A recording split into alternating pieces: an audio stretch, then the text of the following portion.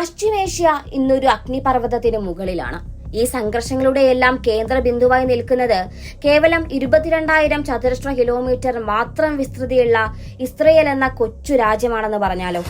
എന്നാൽ ലോകത്തെ ഭയപ്പെടുത്തുന്നത് ഇസ്രയേലിലെ ടാങ്കുകളോ വിമാനങ്ങളോ അവിടുത്തെ പ്രധാനമന്ത്രിയോ ഒന്നുമല്ല, മറിച്ച് അവരുടെ പക്കലുണ്ടെന്ന് വിശ്വസിക്കപ്പെടുന്ന അദൃശ്യമായ ആണവ ശേഖരമാണ്. ദക്ഷിണ ഇസ്രയേലിലെ നെഗവ് മരുഭൂമിയിൽ ഒളിപ്പിച്ചു വെച്ചിരിക്കുന്ന നെഗവ് ന്യൂക്ലിയർ റിസർച്ച് ഫെസിലിറ്റി അഥവാ ഡിമോണ ആണവ പ്ലാന്റ്. ഇസ്രയേൽ ഔദ്യോഗികമായി ഇത് സമ്മതിച്ചിട്ടില്ലെങ്കിലും ലോകത്തിലെ ഏറ്റവും മാരകമായ ബോംബുകളുടെ നിർമ്മാണശാലയാണിതെന്ന് അന്താരാഷ്ട്ര ചാര ഏജൻസികൾ ഉറപ്പിച്ചു പറയുന്നു. ഒരു തുണിമില്ലിന്റെ മറവിൽ ഇസ്രയേൽ ലോകത്തെ ഒന്നടങ്കം പറ്റിച്ച ആ വിശ്വസനീയമായ ചരിത്രം നമുക്കൊന്ന് പരിശോധിക്കാം. 1948 രാജ്യം രൂപീകൃതമായ കാലം മുതൽ നിലനിൽപ്പിനായുള്ള പോരാട്ടത്തിലായിരുന്നു ഇസ്രയേൽ എന്ന രാജ്യം. അയൽരാജ്യങ്ങൾ തങ്ങളെ ഭൂപടത്തിൽ നിന്ന് തുടച്ചു നീക്കുമെന്ന് ആദ്യ പ്രധാനമന്ത്രി ഡേവിഡ് ബെൻഗൂരിയൻ ഭയപ്പെട്ടിരുന്നു. വൻശക്തികളുടെ സഹായമില്ലാതെ സ്വന്തം നിലനിൽപ്പ് ഉറപ്പാക്കാൻ ഒരു അന്തിമ ആയുധം വേണമെന്ന് അദ്ദേഹം ഉറപ്പിച്ചു. ലോകമെമ്പാടുമുള്ള ജൂത പ്രമുഖരിൽ നിന്നും സമ്പന്നരിൽ നിന്നും രഹസ്യമായി ഫണ്ട് ശേഖരിച്ചാണ് ബെൻഗൂരിയൻ ഈ പദ്ധതിക്ക് തുടക്കമിട്ടത്. കേവലം 3 മാസത്തിനുള്ളിൽ $40 മില്യൺ സമാഹരിക്കാൻ അദ്ദേഹത്തിന് കഴിഞ്ഞു. ശത്രുവിന്റെ ശത്രു മിത്രം എന്ന തത്വത്തിൽ ഫ്രാൻസുമായി ചേർന്ന് 1956 ഒരു രഹസ്യ കരാറുണ്ടാക്കി. ലോക ചരിത്രത്തിലെ തന്നെ ഏറ്റവും വലിയ ആണവ കൈമാറ്റങ്ങളിൽ ഒന്നായിരുന്നു അത്. റിയാക്ടർ ലഭിച്ചു. ഇനി അത് എവിടെ സ്ഥാപിക്കും? ജനസാന്ദ്രതയേറിയ തീരപ്രദേശങ്ങളിൽ ഇത് പണിയുന്നത് ആത്മഹത്യാപരമാണെന്ന് അവർക്കറിയാമായിരുന്നു.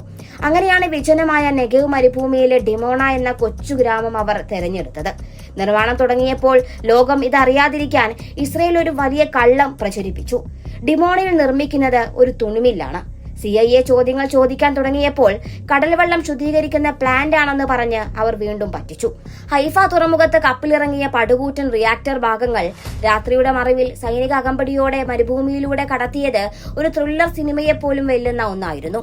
1963 റിയാക്ടർ പ്രവർത്തന സജ്ജമായതോടെ ഇസ്രയേൽ ഒരാണവ ശക്തിയായി മാറുകയായിരുന്നു. ബോംബ് നിർമ്മാണത്തിന് ആവശ്യമായ പ്ലൂട്ടോണിയം അവർ ഉൽപ്പാദിപ്പിക്കാൻ തുടങ്ങി. എന്നാൽ 1986 മോൻഡക്കായ് വാനിനു എന്ന ടെക്നീഷ്യൻ ഈ രഹസ്യം ലോകത്തോട് വിളിച്ചു പറഞ്ഞതോടെയാണ് ഇസ്രയേലിന്റെ കള്ളം പൊളിഞ്ഞത്. ലോകത്തിലെ 6ാമത്തെ വലിയ ആണവ ശക്തിയാണ് തങ്ങളെന്ന് വാനിനുവിന്റെ വെളിപ്പെടുത്തലുകൾ തെളിയിച്ചു. 100നും 200നും ഇടയിൽ ആണവ പോർമുനകൾ ഇസ്രയേലിന്റെ പക്കലുണ്ടെന്ന വാർത്ത പശ്ചിമേഷ്യയെ ഒന്നാകെ ഞെട്ടിച്ചു. വാനിനുവിനെ മൊസാദ് ലണ്ടനിൽ നിന്ന് ഹണി ട്രാപ്പിലൂടെ തട്ടിക്കൊണ്ടുപോയി 18 വർഷത്തേക്ക് ജയിലിലടച്ചു.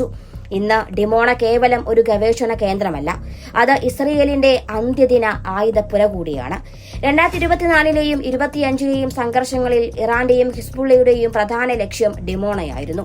എന്നാൽ ഈ പ്ലാന്റിനു ചുറ്റും ഇസ്രയേൽ തീർത്ത പ്രതിരോധ കവചം തകർക്കുക അസാധ്യമാണ്.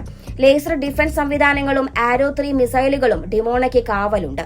ഇറാന്റെ അത്യാധുനിക മിസൈലുകൾക്ക് പോലും ഭേദിക്കാനാവാത്ത വിധം ഈ മരുഭൂമിയിലെ കോട്ടയെ ഇസ്രയേൽ സംരക്ഷിക്കുകയാണ്. സെക്കൻഡുകൾക്കുള്ളിൽ ശത്രുവിനെ ചാരമാക്കാനുള്ള കരുത്ത് ഈ ലാബുകൾക്കുള്ളിലുണ്ട്. അന്താരാഷ്ട്ര ശാസ്ത്രലോകം ഇന്നും ഡിമോണയെ ലിറ്റിൽ പാരീസ് എന്നാണ് വിളിക്കുന്നത്.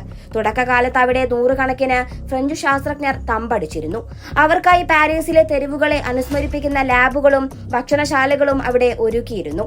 എന്നാൽ ഇന്ന് ലോകത്തെ ഭയപ്പെടുത്തുന്നത് ഡിമോണയുടെ പഴക്കമാണ്. 60 വർഷത്തിലേറെ പ്രായമായ ഈ റിയാക്ടർ എപ്പോൾ വേണമെങ്കിലും പൊട്ടിത്തെറിച്ചേക്കാവുന്ന ഒരു ആണവ ടൈം ബോംബ് പോലെയാണെന്ന് അന്താരാഷ്ട്ര ആണവ ഏജൻസികൾ മുന്നറിയിപ്പ് നൽകുന്നുണ്ട്. ഇതിന്റെ വിള്ളലുകളിലൂടെ റേഡിയേഷൻ ചോരാൻ സാധ്യതയുണ്ടെന്ന സത്യം ഇസ്രയേൽ അതീവ രഹസ്യമായി വെച്ചിരിക്കുകയാണ്. ഏകദേശം 90 മുതൽ 400 വരെ ആണവ ബോംബുകൾ നിർമ്മിക്കാൻ ആവശ്യമായ പ്ലൂട്ടോണിയം ഡിമോണയിലെ രഹസ്യ അറകളിൽ ഉണ്ടെന്നാണ് കണക്കാക്കപ്പെടുന്നത്.